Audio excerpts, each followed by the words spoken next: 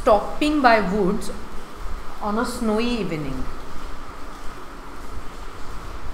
Whose woods these are, I think I know. His house is in the village though. He will not see me stopping here to watch his woods fill up with snow. हिमभरल्या सायंकाळी वनराईतील क्षणभर विराम.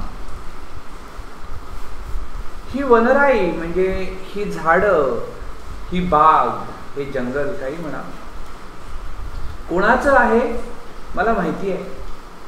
तो लांब तिकडे खेड्यामध्ये राहतो, लांबच्या खेड्यात त्याचं घर आहे. मी इथे असा उभा राहून या त्याच्या बागेकडे बघतो आहे, हे त्याला कळणार नाही. मी मात्र त्याची ही हिमवर्षावामध्ये नाहून निघालेली बाग स्तिमित होऊन अनिमिष नजरेने बघतो आहे.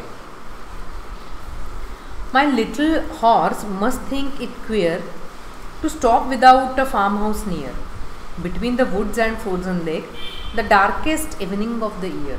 माझा छोटासा घोडा त्याला काहीतरी विचित्र वाटतंय की इथे आसपास कुठे निवाऱ्याची जागा नाहीये, कुठे घर दिसत नाहीये, तर आपला मालक इथे असा का बरं थांबलाय. हे पूर्ण गोठलेला तलाव आणि हे हिमवर्षावात न्हावून निघालेलं जंगल आणि अतिशय अंधाऱ्या संध्याकाळी पैकी एक संध्याकाळ, अशा सगळी परिस्थिती असताना मालक इथे का बरं थांबलेत. He gives his harness bells a shake to ask if there is some mistake. The only other sounds the sweep of easy wind and downy flake. तो त्याच्या गळ्यातली घंटा अशी थोडीशी हलवतो, जणू काय तो मला विचारतोय की तू इथे का बरं थांबलायस, काही गडबड तर नाही ना. तर त्याच्या या गळ्यातल्या घंटेच्या किणकिणी सोबत फक्त मंद वाऱ्याच्या झुळकेचा आणि पिसासारख्या हिमकणांचा आवाज मला ऐकू येतो. म्हणजे सगळं जग जणू के स्तब्ध झालेलं आहे आणि एक प्रकारची काय म्हणतात त्याला, की अशी एक शांतता आहे.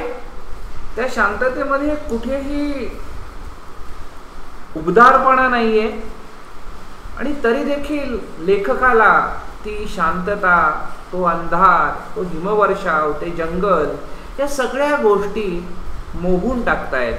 त्याचबरोबर ती संध्याकाळ आणि तो पसरणारा अंधार, या सगळ्या गोष्टी या कवीला मोहून टाकतायत.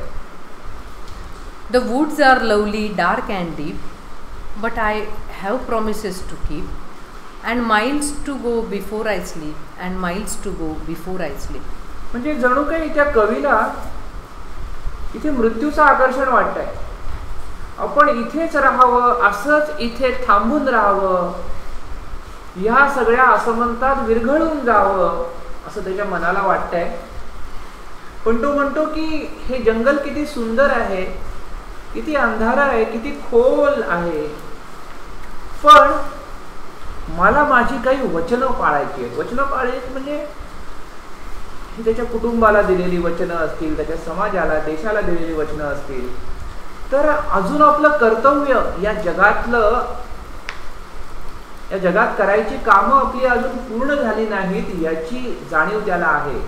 म्हणून तो म्हणतो की मला माझी वचनं पाळायची आहेत आणि झोपी जाण्याच्या आधी मला अनेक मैल जायचं आहे, आणि झोपी जाण्याच्या आधी मला अनेक मैल जायचं आहे. आता झोपी जाणं म्हणजे इथे मृत्यूच्या स्वाधीन होणं असा अर्थ अभिप्रेत आहे.